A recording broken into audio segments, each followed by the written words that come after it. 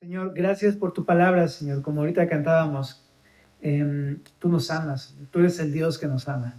Y queremos refugiarnos en ese amor, en esta mañana, en tu palabra, Señor. Síguenos hablando a través de Lucas.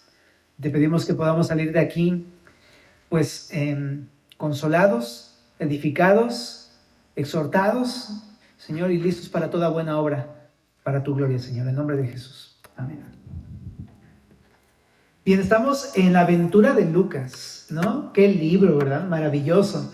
Estamos viendo este capítulo 4 y el día de hoy vamos a estudiar del verso 31 al 44 y lo que vamos a ver es Jesús mostrando su autoridad. Eso es lo que vamos a estar viendo y muestra su autoridad sobre el mundo espiritual, pero también sobre las enfermedades. Vamos a estar estudiando esto. Vamos a comenzar a leer en el verso 31. Dice así: descendió Jesús a Capernaum, ciudad de Galilea, y les enseñaba en los días de reposo, y se admiraban de su doctrina, porque su palabra era con autoridad. Estaba en la sinagoga un hombre que tenía un espíritu de demonio inmundo, el cual exclamó a gran voz diciendo: déjanos, ¿qué tienes con nosotros, Jesús Nazareno? ¿Has venido para destruirnos? Yo te conozco quién eres, el Santo de Dios. Y Jesús le reprendió diciendo: cállate y sal de él. Entonces el demonio, derribándole en medio de ellos, salió de él y no le hizo daño alguno. Y estaban todos maravillados y hablaban unos a otros diciendo: ¿qué palabra es esta que con autoridad y poder manda a los espíritus inmundos y salen? Y su fama se difundía por todos los lugares de los contornos. En esta sección comienza Jesús a mostrar la autoridad que tiene sobre el mundo espiritual, si te diste cuenta. Pero primero vamos parte por parte. En esta primera sección, el verso 31, dice que Jesús fue a Capernaum. ¿Por qué? ¿Te acuerdas dónde estaba? En Nazaret.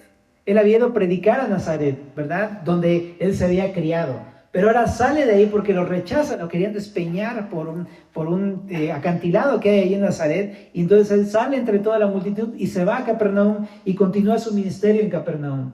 Ahora, Capernaum es una ciudad que está al norte de Galilea y creo que es la ciudad más importante, de hecho, de Galilea en esa época. Y les enseñaba en los días de reposo. Entonces, es algo que me llama la atención, porque de eso se trataba el ministerio de Jesús. Él hacía cosas, sí hacía señales, sí hacía milagros, pero lo que se dedicaba es a la enseñanza de la Escritura. Eso lo vimos la vez pasada en el verso 15 y 16, donde él enseñaba la Escritura en la sinagoga, generalmente los días de reposo, porque eran los días en los que se juntaba en la sinagoga a leer la palabra, ¿no? Pero eso es lo que hacía Jesús. Algo que nos llama la atención entonces es qué importante es la enseñanza para el Señor Jesús. ¿Estás de acuerdo? Y ahorita vamos a retomar este punto también. Pero también en el verso 32 hay algo más que nos llama la atención. Es que los de la sinagoga, ellos se admiraban de su doctrina, de su enseñanza. Eso significa la palabra doctrina, de su enseñanza. ¿Por qué? Porque su palabra era con autoridad. Entonces, él no solamente enseñaba con autoridad, sino aparte él enseñaba con el poder de Dios en su propia vida, que es muy diferente. Entonces, uno muchas veces no se parece a Jesús en ese sentido, porque uno puede compartir con alguien la palabra, uno puede hablar de la Biblia y eso, y ya. Pero Jesús con su misma vida mostraba quién era, su autoridad. Y aparte, tú sabes, Él es el autor de la Escritura. Entonces, claro, le escuchabas hablar y escuchar la fuente de todo lo que venía en las Escrituras. Entonces, qué impactante debe haber sido escuchar a Jesús de viva voz. Ahora, dice aquí que tenía autoridad. ¿Qué significa la palabra autoridad? Significa poder, significa también... significa fuerza, significa dominio, significa facultad, significa derecho. Él lo hacía porque él tiene la autoridad como Señor. Y para mostrar esa autoridad, el escritor Lucas empieza primero a mostrar en la vida de Jesús cómo se veía esta autoridad, y la primera parte se encarga de mostrar pues la sanidad de un hombre que era atormentado por un demonio.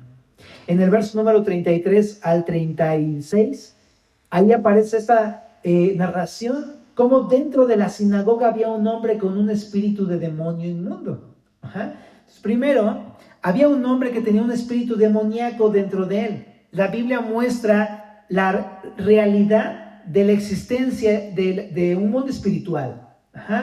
Por ejemplo, en el Antiguo Testamento, tú sabes, desde el Antiguo y en el Nuevo, pero en el Antiguo Testamento se hacía mención muchas veces del Espíritu de Dios, del Espíritu de Jehová, o por ejemplo, ángeles que sirven a Dios, lo vimos en Ezequiel, querubines que están ahí cuidando el trono de Dios, etc. Hay una actividad celestial, pero también dentro de esa actividad celestial, angelical, también menciona la existencia de ángeles caídos o demonios. Eso también lo retoma Pablo en Efesios 6, donde dice, en el verso 11, vestidos de toda la armadura de Dios para que podáis estar firmes contra las acechanzas del diablo, porque no tenemos lucha contra sangre y carne, sino contra principados, contra potestades, contra los gobernadores de las tinieblas de este siglo, contra huestes espirituales de maldad en las regiones celestiales. Si te das cuenta, aquí Pablo retoma esa realidad de la que habla mucho en varias partes del Antiguo Testamento, de una actividad demoníaca liderada por Satanás. Y lo vemos desde Génesis, ¿verdad? Desde el capítulo número 3. Y en 2 de Tesalonicenses capítulo 2, verso 7, nos explica que esta actividad continúa el día de hoy. Dice, porque ya está en acción el misterio de la iniquidad, solo que hay quien al presente lo detiene hasta que él a su vez se ha quitado del medio. Lo que está explicando en Tesalonicenses, Pablo, es que el día de hoy todavía continúa esta actividad demoníaca, esta actividad espiritual. Es una realidad. La Biblia no se trata de convencerte o de explicarlo, simplemente da por hecho esa situación. ¿Okay? Bueno, pero algo que llama la atención en esto que estamos viendo es que este hombre tenía un espíritu dentro de él. Estaba poseído por un espíritu de este tipo. Y algo que nos llama también la atención es que estaba dentro de la sinagoga, que es el lugar donde se reunían los judíos para estudiar las escrituras y adorar a Dios, donde se supone que se enseñaba la escritura, pero ninguna persona dentro de la sinagoga podía hacer algo al respecto. Nadie tenía la autoridad de sacar a un demonio.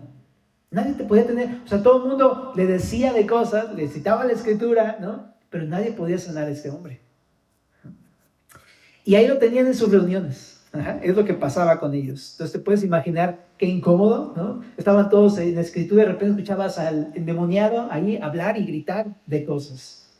Ahora, cuando Jesús va a la sinagoga en Capernaum, empieza a enseñar la escritura y este espíritu demoníaco empieza a manifestarse en la sinagoga gritando a Jesús. Si prestas atención al texto, en el verso 33 dice que este espíritu inmundo exclamó a gran voz. Entonces empezó a gritar, ¿no? Y no fueron palabras bonitas, no, para nada. Fíjate lo que le dice, déjanos. Ahora esto suena muy amable en la Reina Valera, pero en la NTV dice, vete. Está tratando de echar a Jesús de la sinagoga. Le está diciendo que se vaya. Y también ahí dice, ¿qué tienes con nosotros, Jesús Nazareno? También te digo que es muy amable la Reina Valera, pero en la NBI lo traduce de la siguiente manera. ¿Por qué te entrometes, Jesús de Nazaret? ¡Wow! Este espíritu no está haciendo para nada amable con Jesús. Le está diciendo que se vaya y que no se meta en sus asuntos. Y es algo interesante porque, pues precisamente pareciera que este demonio tiene ahí el poder sobre ese lugar, ¿sabes? Y que según ese demonio, Jesús no se tenía que meter ahí. Pero, oh sorpresa, Jesús se va a meter en esos asuntos. ¿Por qué? Porque quiere traer libertad. Y es algo que vino a ser Jesús. En primera de Juan, capítulo 5, verso 19, dice, sabemos que somos de Dios y que el mundo entero está bajo el control del maligno. Pero qué interesante, porque aunque el mundo está en control del maligno, Jesús va a meterse en esos asuntos para traer libertad al mundo. Ahora, también otra pregunta que le hacen a Jesús, ¿has venido para destruirnos? Interesante, este demonio sabe que si Jesús vino es para acabar con el diablo y sus ángeles. Su fin está ya predicho. ¿Ok? Y su control sobre este mundo también va a acabar. Y otra cosa, este demonio sabe que Jesús tiene autoridad para hacerlo. Por eso le pregunta, le dice, ¿has venido para destruirnos? Sabe que Jesús puede hacerlo. Mateo 25:41 son palabras de Jesús que habla acerca del juicio futuro. Dice, entonces también dirá a los de la izquierda, apartaos de mí, malditos, al fuego eterno preparado para el diablo y sus ángeles. Esa sección habla que en el día del juicio va a haber un juicio contra el diablo y sus ángeles. Por eso este demonio sabe esa realidad, que aunque tiene un cierto control de manera temporal, va a terminar ese control. ¿Okay? Por eso le preguntan si has venido para destruirnos. Y también le dice una frase muy interesante, yo te conozco quién eres, el Santo de Dios. ¡Wow! Qué interesante, los de la sinagoga probablemente no reconocían a Jesús, no sabían quién es el que estaba ahí enfrente de ellos, pero este demonio se sabía quién era Jesús. Ahora, en la NBI encontré un comentario, los comentarios de la NBI son fabulosos, déjame citarte uno de estos comentarios. Dice, el título, Santo de Dios, más bien indica el origen divino de Cristo que su calidad de Mesías. ¿Se entiende? O sea, este demonio no está tanto, parece, según este comentario, aludiendo a que es el Mesías, el Santo de Dios, sino más bien con Santo de Dios habla de su origen. Él es Dios, ¿ok? Y dice aquí este comentario, los demonios pudieron haber usado este título según creencias ocultistas de que el uso preciso del nombre de una persona hacía posible ejercer cierto control sobre ella. Esto es algo que el día de hoy incluso es algo como más o menos conocido, ¿no? Entre sectas ocultistas y grupos espiritistas y cosas de ese tipo, precisamente todavía se sigue estilando esas cosas, ¿no? Y en aquel tiempo así se pensaba, que si pronunciabas un nombre de manera precisa podías tener o dominar a esa persona. ¡Qué locura!, ¿no? Bueno, pero está interesante porque si este comentario es acertado, este demonio lo que está tratando de hacer es tener autoridad sobre Jesús. Pero ¿qué pasa? Jesús en este pasaje va a demostrar todo lo contrario. Va a demostrar que Él es el que tiene autoridad sobre los demonios y sobre el diablo y no al revés. ¿Ok? Bueno, ahora, ¿qué le dice Jesús a este demonio? No se pone a platicar con él, no se pone a discutir con él, ¿no? No le dice, estoy predicando, ¿no? Le dice, cállate y sal. Es una orden muy contundente que le da Jesús a ese demonio. Cállate y sal. Ahora, fíjate, aunque la declaración de este demonio sea verdad, porque Jesús es el Santo de Dios, Jesús no hace uso de los demonios, ni de sus palabras, no les da el crédito, no les va a permitir colaboración alguna en la obra que Jesús está llevando a cabo, y tampoco va a emplearlos para que cumplan sus mandatos. Simplemente le dice, cállate y sal de él. Y el demonio se le sujeta y no le hace ningún daño a Jesús. ¿Qué está mostrando Jesús? Está mostrando su autoridad sobre el mundo espiritual. Eso es lo que está haciendo Jesús. Está mostrando su autoridad sobre este demonio. El demonio no puede controlar a Jesús. El demonio se le somete y además no le puede hacer daño alguno. Pero no solamente eso. Jesús está haciendo el uso de su autoridad para lograr esto. Ahora, ¿por qué te lo estoy diciendo de esta forma? Voy a hacer un poquito de contexto. Jesús no está usando ningún conjuro, ni magia, ni brujería, solamente su autoridad. ¿Por qué? Bueno, en la antigüedad se creía que se podía controlar a los demonios con conjuros apotropaicos, así se llama, salud, ¿ok? Que tiene que ver con conjuros, magia, que tiene que ver con encantamientos, ocultismo y demás. Dentro de los cuales también se hacía uso de sus amuletos. ¿Conoces alguno? Los ojos de venado, los escapularios, ¿no? Etcétera. O sea, uno puede agarrar cualquier cosa y ponérsela y ya está protegido, ¿no? Pero todo eso tiene que ver con este tipo de ideas de la antigüedad. Y también ofrecían sacrificios y ritos a los demonios porque pensaban que de esa manera los apaciguaban o los podían controlar, ¿no? Y esta manera de pensar había fascinado a muchos judíos en la antigüedad. Por eso Jehová en Deuteronomio 18, verso 9 al 14, les mandó esto al pueblo de Israel. Dice, cuando entres a la tierra que Jehová tu Dios te da, no aprenderás a hacer las abominaciones de aquellas naciones. No sea hallado en ti quien haga pasar a su hijo o a su hija por el fuego, ni quien practique adivinación, ni agorero, ni sortílego, ni hechicero, ni encantador, ni adivino, ni mago, ni quien consulte a los muertos, porque es abominación para con Jehová. Cualquiera que hace estas cosas, y por estas abominaciones, Jehová tu Dios echa a estas naciones delante de ti. Entre paréntesis, ya sé por qué Dios echó a los cananeos, porque estaban entregados a ese tipo de prácticas. Qué interesante. Ahora, dice acá también en Deuteronomio, perfecto serás delante de Jehová tu Dios, porque estas naciones que vas a heredar a agoreros y adivinos oyen, mas a ti no te ha permitido esto Jehová tu Dios, ¿no? Y sigue el texto en Deuteronomio. Más adelante dice, vas a escuchar a los profetas, ¿no? Bueno, pero Jesús, ¿qué está haciendo entonces? No está haciendo uso de la magia, ni de encantamientos, ni de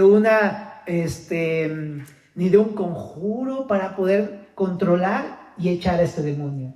No, Él está mostrando su autoridad y con su autoridad está echando fuera a los demonios. Es que interesante, ¿verdad? Por eso digo, el punto es está mostrando su autoridad, ¿okay? Y no está participando de ninguna de estas cosas, está en contra de estas cosas.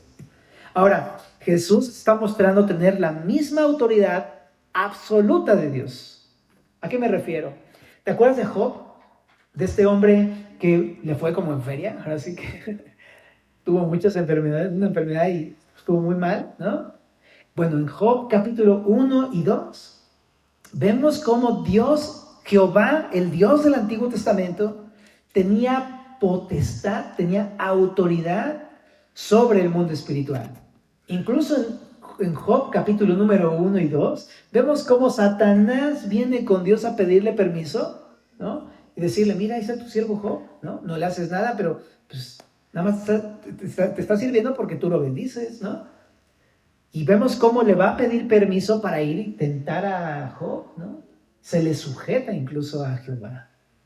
Y también otros pasajes, por ejemplo, Primera de Reyes 22, 23, entre varios otros habla de Jehová como aquel que tiene autoridad absoluta sobre los demonios y el mundo espiritual y sobre Satanás. Pero ahora lo interesante es que así, al sacar el demonio, Jesús está mostrando que tiene la misma autoridad de Dios. ¿Se entiende? Está mostrando que Él es el Señor y el Mesías, porque tiene poder sobre el demonio, porque tiene poder sobre el diablo. Bueno, entonces, eso es lo que vemos en esta sección, ¿no? Y al final, pues lo echa fuera, ¿verdad? Y este demonio sale y todos estaban totalmente maravillados, ¿ok? Bueno, pero ¿qué puedo aprender de esa primera sección? Primeramente, familia, y este es un punto muy importante. Jesús tiene autoridad sobre el mundo espiritual porque Él es el Señor.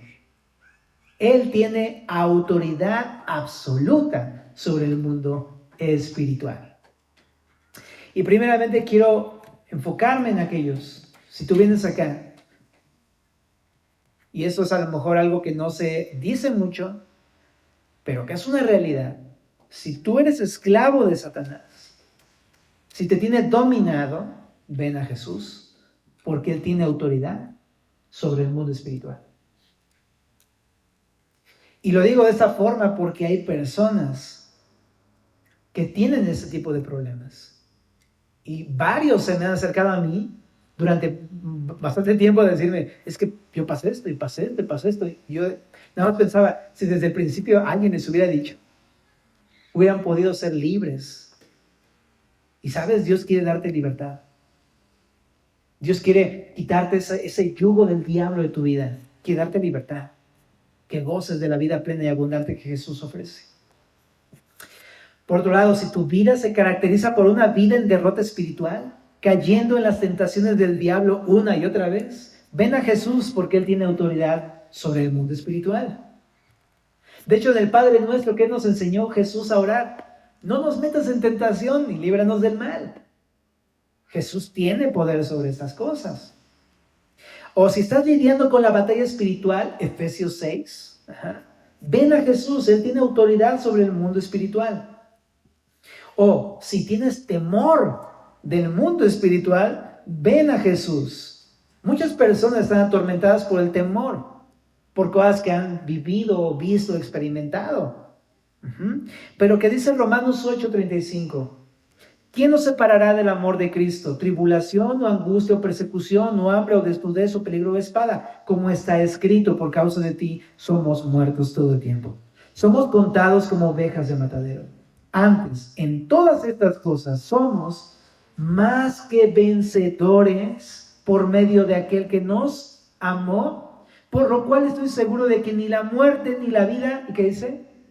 Ni ángeles, ni principados, ni potestades, ni lo presente, ni lo porvenir, ni lo alto, ni lo profundo, ni ninguna otra cosa creada nos podrá separar del amor de Dios que es en Cristo Jesús, nuestro Señor. Si tienes temor de este mundo espiritual, ven a Jesús, porque Él tiene autoridad absoluta sobre el mundo espiritual. Ahora, ¿cómo nos hace libres de esas cosas? Me encanta. ¿Cómo hizo libre a este hombre? Simplemente le ordenó al Espíritu, cállate y sal de él. Una sola orden fue suficiente para que se le sujetara. Y de igual manera, a nosotros nos hace libres con su palabra. Cuando tú vienes a su palabra, de repente te ha pasado eso de que la lees una y otra vez y de repente hay algo que hace clic. Y de repente sientes que es tan personal y que te está diciendo, haz esto, tienes libertad. Así es la palabra, familia. La palabra actúa en nosotros de tal manera que en un momento conectas. Dios te habla, te fortalece, te da esa fuerza y te da la libertad que necesitas. Jesús nos da libertad con su palabra. Y eso es haciendo un eco de Hebreos capítulo 4, verso 12. La palabra es viva y eficaz. O sea, es poderosa para darte libertad. Ahora, si la palabra es la que nos da libertad, chécate, qué importante es escuchar la enseñanza de la palabra de Dios. Por eso Jesús se dedicaba a eso desde el principio. Hacía milagros y sí, echaba fuera demonios. ¿Pero a qué se dedicaba? A predicar la palabra, enseñar la palabra de Dios. Porque eso es lo que tenía que hacer la gente, escuchar la palabra de Dios.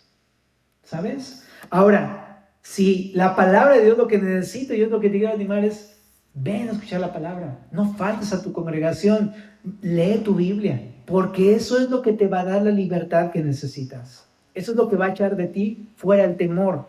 Eso es lo que va a hacer que dejes de ser esclavo. La palabra de Dios tiene poder porque es viva y eficaz. Y hablando de esto, qué importante, ¿verdad? Porque aquí hay un tema. Él está enseñando en la sinagoga y de repente empieza un demonio a gritar, ¿no? Y empieza a distraer a todos, ¿no? ¿Y qué hace Jesús? Le dice, cállate, sal. Yo no me imagino a Jesús dejando su mensaje en medias. Él continuó enseñando su mensaje, seguramente hasta que acabó. ¿Y a qué me refiero? ¿Sabes, familia? Hay muchas cosas que te pueden llegar a distraer de la enseñanza de la palabra de Dios. Y ahora, no quiero decir que todos los distractores sean el diablo, ¿no? Porque a lo mejor tú estás diciendo, cállate, el mismo diablo, ¿no? No, pero no vayas a decir eso de alguien que te acompaña, por favor, ¿ok? Es cierto, ¿no? A veces nos distraemos y a veces distraemos a otros, pero no significa que esa persona sea un diablo o un demonio, ¿ok? Pero sí quiero dejar en claro esto. El demonio sí distrae a las personas de la enseñanza de la palabra de Dios. O sea, no todos los que distraen son un demonio, pero el demonio sí hace eso en la iglesia. Y también cuando tú estás leyendo tu Biblia en casa y cuando tú estás escuchando una prédica, eso hace el diablo, te distrae con cualquier otra cosa. ¿Para qué? ¿Te acuerdas de la parábola del sembrador? Había unos, los de junto al camino, ¿te acuerdas? Y luego lo explicaba y decía, los de junto al camino son los que oyen, pero llega el diablo y quita la palabra que fue sembrada y no hay fruto. Exactamente, eso es lo que quiere hacer el diablo. Te distrae para que no pongas atención y esa palabra no sea sembrada en tu corazón y dé fruto. Y el diablo es especialista para distractores. Especialista. Identifica si hay algo en tu vida que te distrae de escuchar la palabra de Dios, ¿no? Ahora, lo quiero decir con cariño porque tampoco se trata como de, ya sabes, ¿no? Batman y Robin, ¿no? No es eso, pero chécate si algo te está distrayendo, no sé, ponle silencio a tu teléfono o vibrador, ¿no? O si tienes que contestar, pues en el lobby, o a lo mejor decirle, o no sé, mándale mensajito, me explico, pero que no te distraigan, ¿no? Y también en tu tiempo personal de lectura de la palabra, eso también no se pone a modo avión, o así que dale al avión a quien sea, porque estás escuchando a Dios. Es eso. ¿O de qué otras maneras? A lo mejor estás distraído porque tienes tantos afanes y tantas cosas en casa que no puedes concentrarte en tu Biblia. No sé, tú identifica esas cosas que te están distrayendo, ¿sabes? Pueden ser muchas cosas, pero prepárate. Si hay cosas que te distraen, puedes anticipar esas cosas y hacer que planear. Por ejemplo, a mí, de manera personal, una de las cosas que me distrae muchísimo es que cuando voy a leer mi Biblia, de repente ya me levanto temprano a leer mi Biblia y de repente, ¿dónde está la Biblia? ¿No? ¿Y dónde está la pluma? ¿Y dónde está la libreta? No, pues media hora en buscar todo, ya cuando lo encontré todo es como, ya se me hizo tarde, ¿no? Y ya tengo que salir corriendo y ya no hice nada. Eso me molesta y me distrae. ¿Qué tengo que hacer? Pues en la noche, checo que todo está ahí en el lugar donde voy a estar buscando al Señor para que cuando me levante y esté todo. Prepárate. Igual aquí en la iglesia, cuando vienes a la iglesia, ¿qué es lo que te impide? ¿Qué es lo que te distrae? Prepáralo desde el día anterior, ¿verdad? A la hora que estás escuchando, te digo, ponle mute ahí a tu teléfono, ¿no? Evita cosas así para que la palabra entre a tu corazón, para que prestes atención y Dios haga una obra en tu vida. No dejes que el diablo se meta en lo que no tiene que meterse. Bueno, entonces ojo con las distracciones, familia. Y otra cosa, hay ocasiones en que en la enseñanza hay personas que hacen esto que hizo este demonio, ¿sabías? No quiero entrar en detalles, ¿ok? Solamente quiero decirte que ya ha pasado en Semilla, ¿ok? Ya ha pasado y varias veces. Y a mí me han tocado al menos 3 veces. 3. Y una de ellas fue en un discipulado para nuevos creyentes, personas que recién están acercándose a Dios y de repente ven cosas así raras y dicen, ay, mejor ya no regreso. ¿Ajá? Pero ¿por qué te lo digo? No para que te asustes y digas, no, pues ya mejor ni vengo, ¿no? Si eso va a pasar, ya no vengo. No, al contrario, es para que sepas que aunque pase eso, no es lo importante. Muchas veces nada más el enemigo viene a eso, a distraerte para que ya no escuches la palabra de Dios. Si llegara a pasar algo así, deja eso a un lado, tú concéntrate en buscar a Dios. Porque eso es lo que está intentando el enemigo, sacarte de aquí. Eso es lo que está intentando hacer el enemigo, que no escuches la Biblia. Así es que no te desanimes ni te desenfoques. Busca al Señor y su palabra. ¿Se entiende? ¿Vale? Bueno, y otra cosa, no todo lo que parece espiritual viene de Dios, chicos. Entonces, por el hecho de que diga ángel o Dios o Biblia, no necesariamente, aunque parezca espiritual, es de Dios. Y te lo digo porque hay muchas sectas, agoreros, sortílegos, hechiceros, encantadores, adivinos, magos, que todo es como, ay, citan a Dios y citan a ángeles y dices, ay, mira, ese es de Dios. No, no es eso.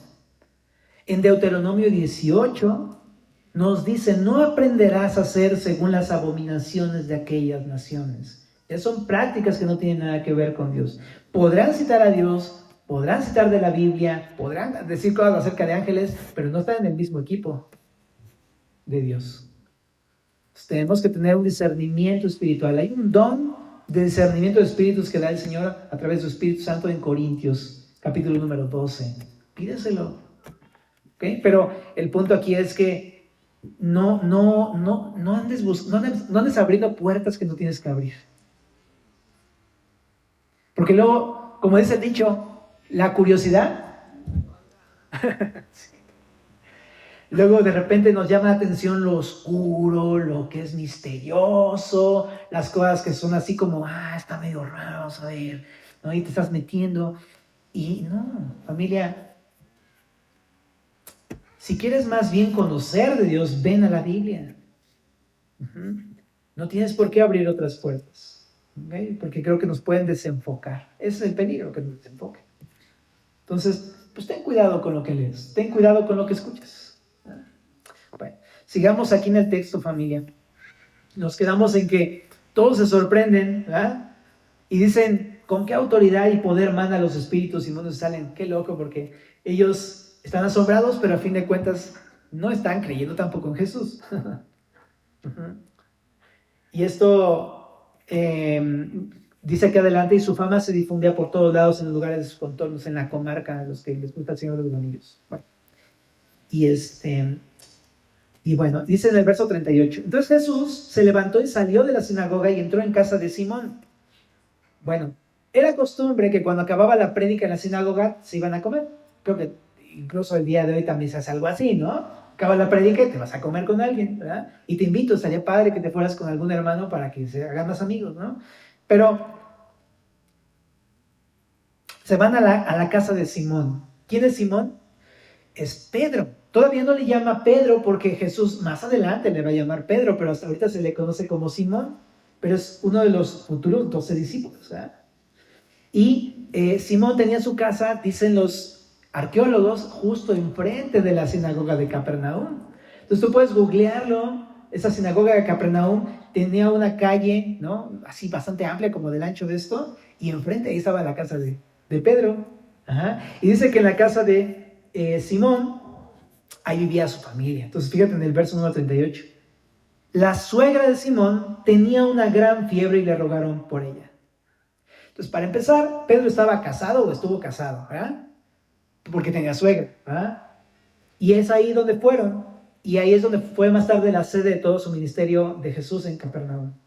Pero la suegra de Simón, la suegra está enferma. Y este texto nos da a entender, pues, que si la fiebre está muy alta, significa que no le han podido ayudar a bajarle esa fiebre, ha aumentado. Y bueno, tú sabes que la fiebre no se controla, si no se controla puede causar un daño, ¿verdad?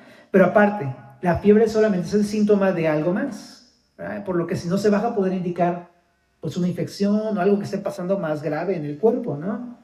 Entonces, esto es un riesgo de una enfermedad grave la que tiene la suegra de Pedro. Y aunque tuviera medicamentos, familia, el día de hoy, aunque tú tengas medicamentos, hay veces en que la fiebre no cede, ¿no? Así pasa. Entonces, estos discípulos, bueno, Simón y todos los compañeros que están con Jesús hacen algo muy atinado. ¿Qué hacen? Le ruegan a Jesús por ella. ¿Y Jesús qué hace? Atiende su ruego y va allí con ellos. Y dice que se inclinó a ella, aquí, verso 39, e inclinándose hacia ella, reprendió la fiebre, y la fiebre la dejó, y levantándose ella al instante, le servía. Qué interesante. O sea, Jesús no solo quitó la fiebre, sino que sanó el origen de la fiebre en un instante, y lo hizo con una simple orden. ¿Qué está mostrando? Así como Dios en el Antiguo Testamento es el sanador de Israel, léase Éxodo 15, 26, se dice Jehová es tu sanador. Y así como a Dios se le atribuye la sanidad del Antiguo Testamento, sanó a varios. ¿Te sabes el nombre de alguno que sanó en el Antiguo Testamento? A Job, a Naamán, al rey Ezequías, a Nabucodonosor, que aparte ya estaba debrayando, Nabucodonosor. Pero así como Dios tiene la autoridad absoluta sobre la enfermedad en el Antiguo Testamento, Jesús también tiene la misma autoridad. ¿Qué está mostrando Jesús? No solamente está mostrando que Él tiene la autoridad suprema sobre demonios y el mundo espiritual, sino también sobre la enfermedad, porque Él es el Señor. Y es realidad. El día de hoy tú puedes hacer lo que quieras con la medicina y no funciona si Dios no quiere. Incluso los doctores, aunque es una bendición, gloria a Dios, ¿no? Son nuestros amigos. Lucas era el médico amado, ¿no? Pero tienen un poder limitado solamente. Solamente pueden hacer hasta donde Dios les permita. Pero Jesús tiene autoridad absoluta sobre la enfermedad.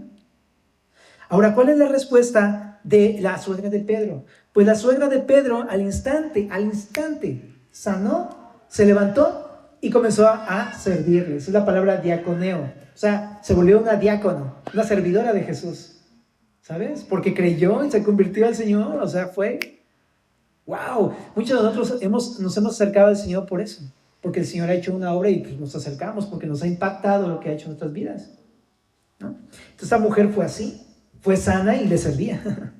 Ahora, la gente se enteró que Jesús sanó a una mujer. Y dices, no, ¿en serio?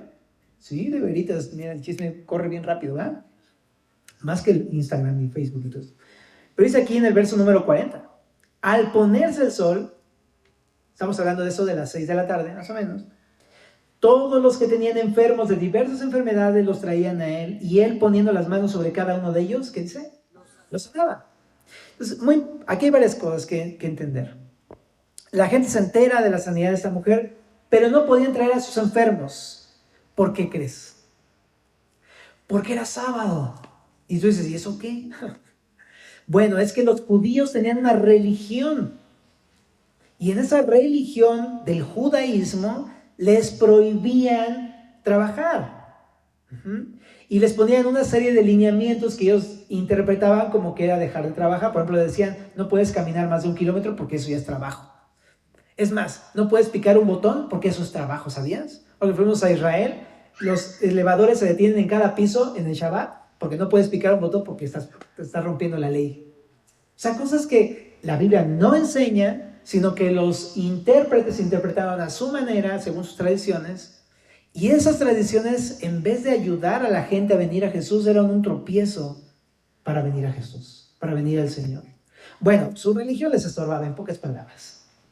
Entonces, como no podían venir antes de las 6 de la tarde, que acababa el día del sábado, se esperaron hasta que acabó el Shabbat, para entonces venir corriendo. Y eso me deja ver algo. La angustia de las gentes, la angustia y la necesidad que tenían de ser sanos. Y nada más estaban esperando la primera oportunidad para traerle a sus enfermos a Jesús, ¿no? Y dice aquí que él los veía, los recibía solamente con tocarlos, con ponerles la mano, los sanaba de inmediato. Familia, es increíble, pero Jesús en verdad quiere bendecirnos, ¿sabías? Ahora, déjame nada más concluir la idea para ya empezar a aterrizar este punto. Jesús entonces los sanaba con tan solo poner su mano sobre ellos. Jesús está mostrando autoridad absoluta sobre la enfermedad. Y leamos el verso 41 al 44. También salían demonios de muchos dando voces y diciendo, tú eres el Hijo de Dios. Pero él los reprendía y no les dejaba hablar porque sabían que él era el Cristo, igual que el verso 35, ¿te acuerdas? Cuando ya era de día, salió y se fue a un lugar desierto. Aquí hay otro punto importante. Jesús estuvo sirviendo toda la noche, desde las 6 de la mañana desde las 6 de la tarde hasta las 6 de la mañana. O sea, se la pasó sirviendo toda la noche por la gran necesidad, la gran cantidad de enfermos que le trajeron toda la noche. Y Jesús no durmió a propósito, ¿ok? Y después de que acabó de servir, dice que se fue a un lugar desierto. ¿A qué? Bueno, no es que estuviera harto de la gente como, ay, otro enfermo más, no, ya déjeme en paz, ¿no? Y me voy, ¿no? No, eso hacemos nosotros cuando estamos hartos, ¿no? Pero Jesús se apartaba para orar. En el capítulo 5, verso 16, eso es lo que dice. Se apartaba para orar en lugares desiertos, porque de Dios recibía todo el poder que iba a ocupar para su ministerio. Y dice aquí en el verso 42, y la gente le buscaba y llegado donde estaba, le detenía para que no se fuera. Entonces imagínate, él se va a orar y la gente, no te vayas, todavía falto yo, ¿no? Y tengo otros, hoy faltan muchos enfermos, Jesús, ¿no? Pero fíjate lo que les dice Jesús en el verso 43. Pero él les dijo, es necesario que también a otras ciudades sane a todos los enfermos. ¿Dijo eso? No, ¿qué dice? Es necesario también a otras ciudades anuncie el evangelio del reino de Dios, porque para esto he sido enviado, y predicaba en las sinagogas de Galilea. O sea, para Jesús lo realmente necesario no era sanar a la gente. O sea, él amaba a la gente, por eso sanaba a la gente. Y porque eso demostraba su autoridad. Pero realmente lo importante era lo que él enseñaba, lo que él predicaba. Y lo que predicaba era el evangelio del reino de Dios. Por eso no dijo, vienes a sanar a todos. No, vine a salvar a todos. Es el evangelio del reino de Dios, las buenas noticias de salvación. Por ahí dice, ¿no? Si hubiera querido, si el problema hubiera sido la enfermedad, hubiera enviado un médico, pero le enviaron un salvador. Porque el problema no es la enfermedad, familia. El problema es el pecado que nos aparta de Dios. El problema es la muerte como consecuencia de nuestro propio pecado. Ese es el problema. Porque piénsalo, el día de hoy a lo mejor te puedes enfermar, pero tienes una relación con Cristo y tienes la esperanza de la vida eterna, de la resurrección y de un nuevo cuerpo, entre muchas otras bendiciones. Esperanza. Y la vida se pasa así. Y a la luz de la eternidad te das cuenta, como decía Pablo, es una leve tribulación momentánea. Y pues, ¿qué importa este cuerpo? Al fin de cuentas voy a tener un edificio de Dios. El cuerpo se va a deteriorar, familia, no es tan importante. Y también, lo que realmente sí importa es saber a dónde voy. Lo que realmente importa es si tengo salvación y perdón de pecados. Ese es el problema. El problema es el pecado. ¿Okay? Entonces, por eso para Jesús lo necesario no era la sanidad, sino era el perdón de pecados. Eso es de lo que habla el Evangelio del reino de Dios. Habla de que nosotros no podemos entrar al reino de Dios porque somos pecadores. Y si somos pecadores, enemigos de Dios. Por eso necesitamos arrepentirnos de nuestros pecados con que hemos insultado a Dios. Y si nos arrepentimos y creemos en Jesucristo para salvación, entonces tenemos perdón de pecados, vida eterna y entrada al reino de Dios. Y eso es lo que anunciaba Jesús. El Evangelio, las buenas noticias del reino de Dios. Bueno, vamos a terminar con 3 puntos. Primero, Jesús tiene autoridad sobre la enfermedad, familia. Entonces quiero animarte. ¿Estás enfermo? Ven a Jesús. Porque Jesús tiene poder y autoridad sobre la enfermedad. Muchas veces más bien corremos al doctor, y no es que está mal el doctor, una vez más. Pero el que tiene autoridad absoluta es Jesús. ¿Ok? Yo creo que es mejor venir a orar antes de poder recurrir a alguien. Porque Jesús es el que tiene la potestad sobre estas cosas. Y yo me he dado cuenta, ni siquiera se trata si puede o no puede. Jesús puede. Más bien es cosa de buscar cuál es su voluntad, nada más. Si quiere o no quiere. Pero de que puede, puede. Ajá. Y recuerda, 1 de Pedro 3:12. Los ojos del Señor están sobre los justos y sus oídos atentos a sus oraciones. Jesús escucha tus oraciones. Muchas veces también por eso no recibimos una sanidad o que Dios nos ayude en esta área de las enfermedades, porque no tenemos fe que realmente pueda hacerlo. Muchas veces es una falta de fe, ¿no? Y esto nos reta, porque es como, ¿quieres en verdad depende de Dios? Confía en Dios. O sea, ven a pedirle, pero ven a pedirle con fe, ¿no? Muchas veces ahí está el detalle, joven. Y también, si conoces a alguien, puedes orar por esa persona. Claro, se vale orar por esa persona. O sea, Santiago 5 habla de eso, orar unos por otros. ¿Okay? Pero el principal problema no es la enfermedad. De repente venimos a la iglesia pensando que ese es el problema. Estamos tan atestados en las redes sociales de una y otra vez se nos está diciendo que el problema es que el azúcar, ¿cómo se llama? Que la presión y que el riñón y que no sé qué, y toda una serie de cantidad de bombardeo que te hace pensar que ese es el problema y lo más importante que tienes que cuidar es tu salud. Y no digo que no la cuidemos, claro que es importante ser buenos administradores del cuerpo que Dios nos dio, pero no es lo más importante. Jesús, de hecho, ni durmió. Imagínate que yo estuviera pensando, no, tengo que dormir mis 6 horas porque me va a hacer daño a mi salud. Para Jesús lo más importante era hacer la voluntad de Dios. Y sabes, sí, o sea, debemos de cuidar nuestro cuerpo, tampoco es para que no te importe, pero, ¿sabes? El problema no es la enfermedad y la solución no es tener salud. Tú y yo conocemos a personas que son sanas, ¿no? Yo tenía un tío que corría todos los días y bueno, nada más veías así pasar. Muy saludable, pero ya partió con el Señor. Espero. ¿Y de qué sirve eso? ¿No? Tener súper salud, está súper bien balanceada ¿cómo se llama? Tus análisis, ¿no? salieron así increíbles, bro.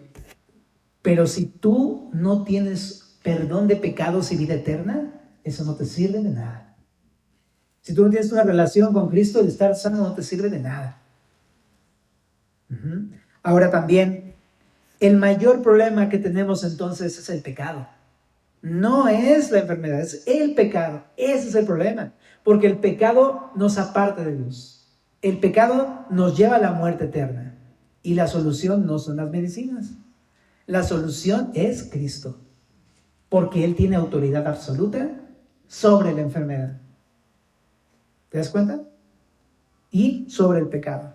Él tiene el poder para perdonar pecados, tiene poder para salvar almas, tiene poder para resucitar a los muertos, tiene poder para dar vida eterna, tiene poder para restaurar una vida. Jesús tiene autoridad suprema.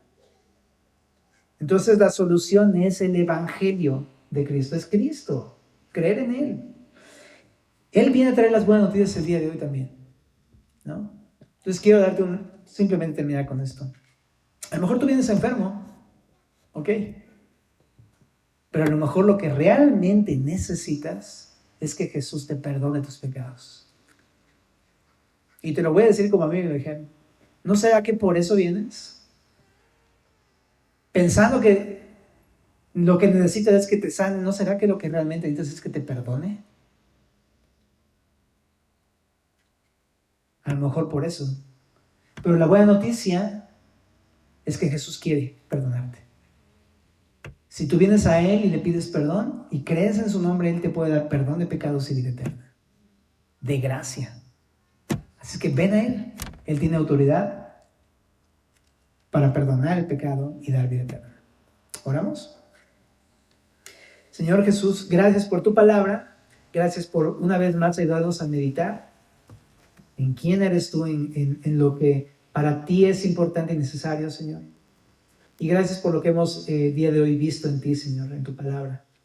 Te suplicamos para que nuestra fe esté en ti. También te pedimos, Señor, para que podamos depender de ti en todo sentido, espiritual y también físico, pero sobre todo, Señor, enfocarnos en lo realmente importante que es tu palabra, tu evangelio y tu plan, Señor. En el nombre de Jesús.